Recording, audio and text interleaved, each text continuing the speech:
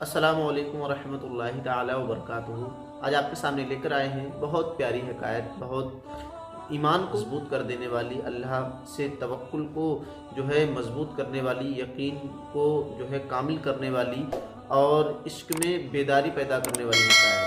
अगर आप चाहें तो इस हिकायत से बड़े नुकात हासिल कर सकते हैं, आप चाहें तो इससे अपना इल्म इजाफ़ा भी कर सकते हैं। अलबत्ता आप पूरी हिकायत को ज़रूर सुनिएगा। हज़रत सैयदना उमर इब्न आस रज़ियल्लाहु ताला अन्हु के बारे में ये हिकायत है। हज़रत कैस बिन हज्जाज रहमतुल्लाह अलैह से मरवी है। आप कहते हैं कि जब मिस्र फ़तेह हुआ था, तो जब मिस्र फ़तेह हुआ तो हज़रत उमर इब्न आस रज़ियल्लाहु ताला अन्हु मिस्र के गवर्नर थे। आपके पास मिस्र के कुछ लोग आए और आने के बाद आपसे अर्ज़ करने लगे, ए उमर इब्न आस रज़ियल्लाहु ताला अन्हु, हमारे यहाँ दरिया नील की एक जो है रस्म है। और ये लोग आए जो थे, ये इनका आना जो हुआ था अजमी महीनों में से किसी एक महीने में हुआ था। अब अजमी महीना किसे कहते हैं?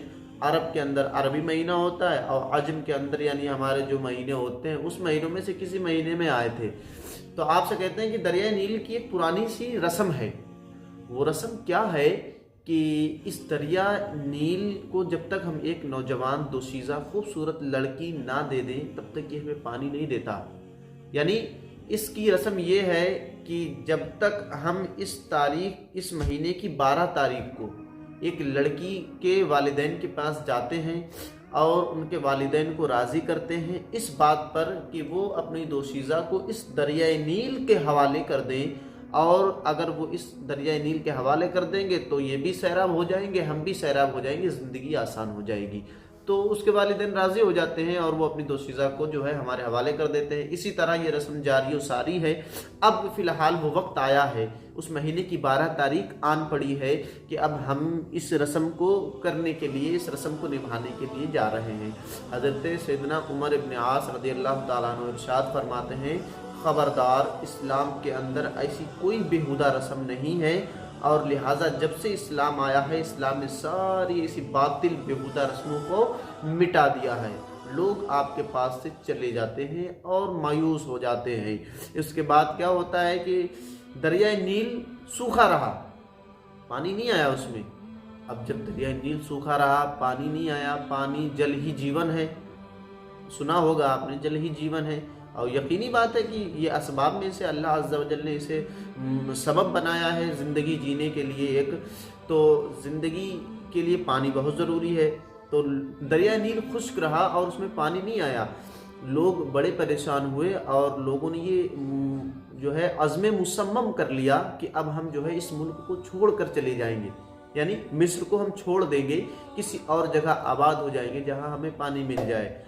अक्सर लोग जो होते हैं उन्हें ज़िंदगी से ताल्लुक़ होता है और उन्हें ज़िंदगी जीनी होती है, अपने मतलब के लिए लोग अपनों को धोखा दे देते हैं, या तो अपने मुल्क को जो छोड़ के जा रहे हैं, हालांकि उनकी ये मजबूरी थी। वो इरादा मुसम्मम कर लेते हैं कि जो है अब हम जो है इस मुल्क को छोड़कर चले जाएंगे। लेकिन हज़रत उमर इब्न आस रज़ियल्लाहु ताला अन्हु ने जब लोगों के अंदर ये जो है चहल पहल देखी, ये ऐसी आवाज़ें आई, आपके कानों तक पहुँची, तो आपने जो था एक ख़त लिखा हज़रत उमर बिन ख़त्ताब रज़ियल्लाहु ताला अन्हु के पास।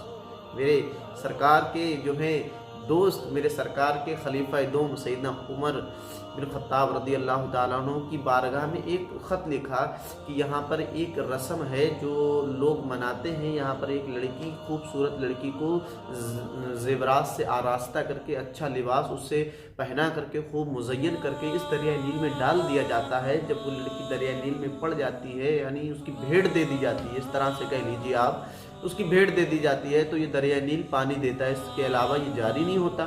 तो आपको जब उनका ख़त मिला हज़रत उमर इब्न आस रज़ियल्लाहु ताला अन्हु को, तो आपने ख़त के जो है जवाबन लिखवाया, ख़त के जवाब में लिखवाया कि आपने बिल्कुल दुरुस्त कहा, यानी हज़रत उमर इब्न आस के जवाब में आपने बिल्कुल दुरुस्त कहा कि इस्लाम में कोई ऐसी बेहुदा रस्म नहीं है और बेशक इस्लाम ने ऐसी बेहुदा रस्मों को मिटा दिया है।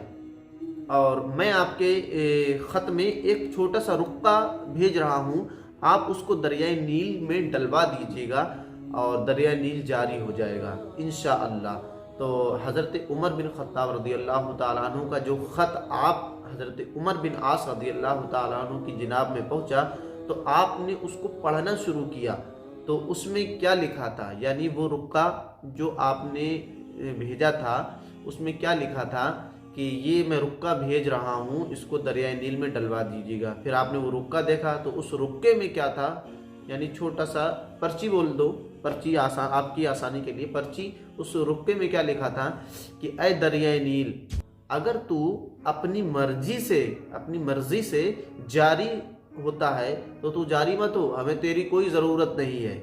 اگر تجھے اللہ عز و جل جاری فرماتا ہے تو ہم اس پاک بے نیاز رب سے سوال کرتے ہیں کہ وہ تجھ کو ہمارے لیے جاری فرما دے۔ آپ نے اس رکے کو لیا اور جا کر کے دریائے نیل میں ڈال دیا۔ جب دریائے نیل میں آپ نے اس کو ڈالا تو صبح کو لوگوں نے کیا دیکھا کہ وہ دریائے نیل جو بغیر بھیٹ لیے، بغیر کسی لڑکی کی جان لیے جاری نہیں ہوتا تھا، سالوں سال جس کی یہ رسم تھی، آج وہ بغیر کسی بھیٹ کے، بغیر کسی بلی کے 16 گز تک پانی جاری فرما دیا اس دریائے نیل نے۔ تو حضرت عمر بن خطاب رضی اللہ تعالیٰ عنہ کا یہ رکا کتنا بابرکت تھا، اور لوگ وہاں پر ٹھہر گئے اور اپنی زندگی آرام سے بسر کرنے لگے۔ جی ہاں ناظرین، یہ محمد عربی صلی اللہ تعالیٰ علیہ وسلم کے غلاموں ہی کی شان ہے جو اس طرح سے دریائے نیل کو بھی جاری و ساری فرما دیتے ہیں۔ کسی شاعر نے کیا ہی پیارے انداز میں کہا ہے، چاہیں تو اشاروں سے تقدیر پلٹ دے دنیا کی، چاہیں تو اشاروں سے تقدیر پلٹ دے دنیا کی، اور خدمتگاروں کا جب یہ عالم ہے سرکار کا عالم کیا ہوگا۔ خدمتگاروں کا جب یہ عالم ہے سرکار کا عالم کیا ہوگا۔ البتہ وہ دریائے نیل جاری ہو گیا اور لوگ اپنی زندگی بسر کرنے لگے، لیکن ہمیں اس حکایت سے، اس واقعے سے یہ درس ملتا ہے کہ ہمیں سب کچھ چھوڑ کر کے اللہ کا ہو جانا ہے۔ اگر ہم اللہ کے ہو جائیں گے تو ساری کائنات ہمارے پیچھے لگ جائے گی، ہماری حمد و ثنا میں لگ جائے گی، ہمارے تابع ہو جائے گی، ساری دنیا ہمارے تابع ہو جائے گی۔ لیکن یقین ہمیں اللہ عز و جل کی ذات سے مضبوط کرنا ہوگا، جو اپنا توکل اللہ عز و جل کے اوپر مضبوط کرنا ہوگا۔ اسی وجہ سے حضرت عمر فاروق اعظم رضی اللہ تعالیٰ عنہ سے زیادہ توکل کسی کا اللہ سے جڑا ہو سکتا ہے۔ آپ کے ایک رکے کی برکت سے جو تھا دریائے نیل جاری ہو گیا۔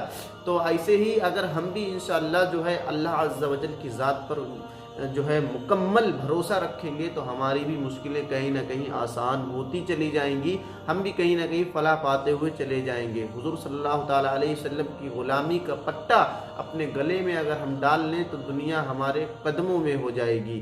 اسی لیے کہتے ہیں جب ان کے گدا بھر دیتے ہیں شاہان زمانہ کی جھولی، محتاج کا جب یہ عالم ہے مختار کا عالم کیا ہوگا۔